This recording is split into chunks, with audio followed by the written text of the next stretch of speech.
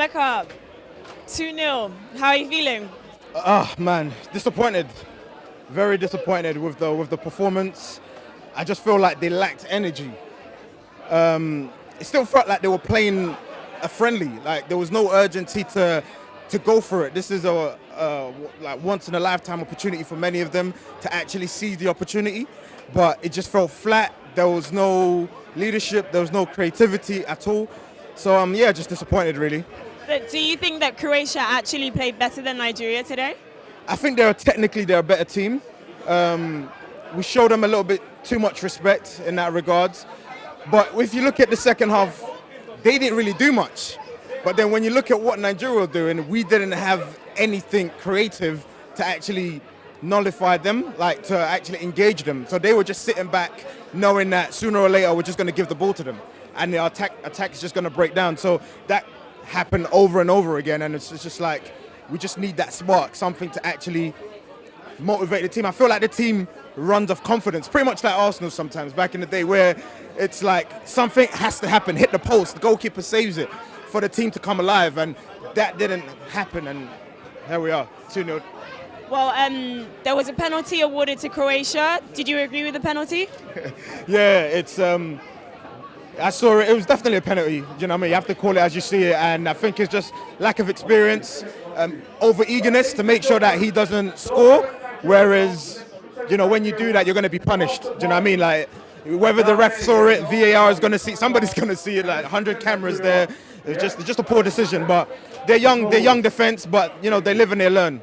You know. So people here weren't happy when Gunnar Rule pulled off Iwobi. What were your thoughts on that?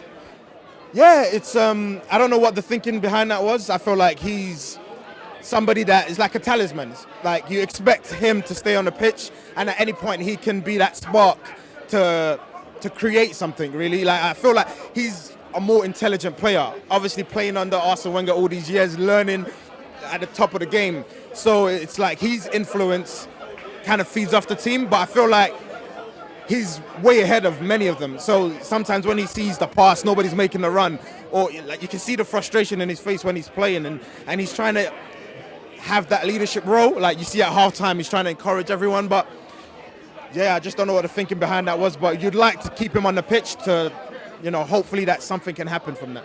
So from what you're saying, you weren't really happy with the formation.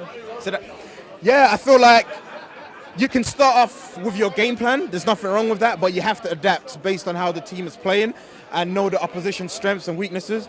So I feel like sometimes managers are too rigid and just trying to stick with what they started out with. And I feel like you need to be a bit more flexible and just manage the game as it's happening in front of you. If not, it's going to run away from you. 90 minutes flies just like that, especially when you're chasing a game. So Group D has been called the Group of Death, and Nigeria is due to play Iceland next. Now, we can't undermine Iceland at all because they held Argentina to a draw. Yeah. How do you think Nigeria is going to fare against Iceland? If we play like that, we've got no chance because you can see that they're an organised team. Like, they kept Argentina at bay today. And if they push forward, they can score.